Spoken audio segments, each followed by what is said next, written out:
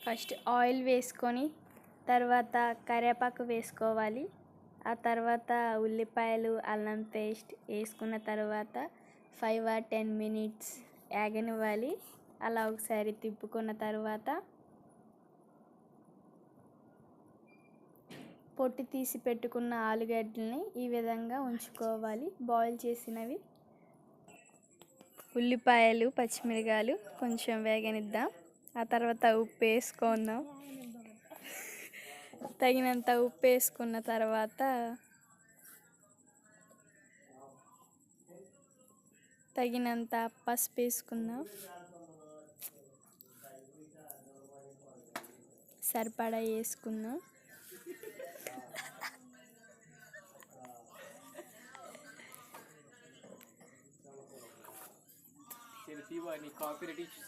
తిప్పుకుందాం ఒకసారి బాగా కలిసేంత వరకు.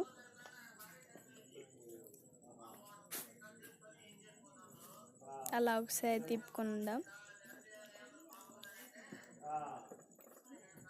తగినంత కారం మసాలా వేసుకుందాం.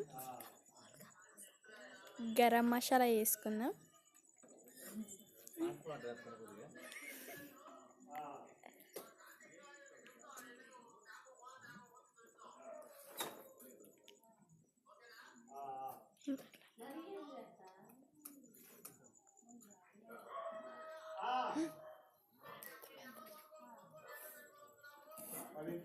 చూసారు కదా, ఇలాగే వేసుకుందాం.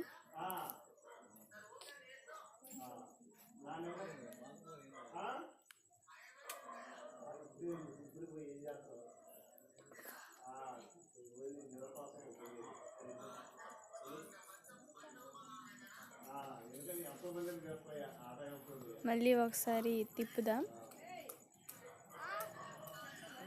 ఇప్పుడు పైన టేస్టీగా స్పైసీగా కొత్తిమీర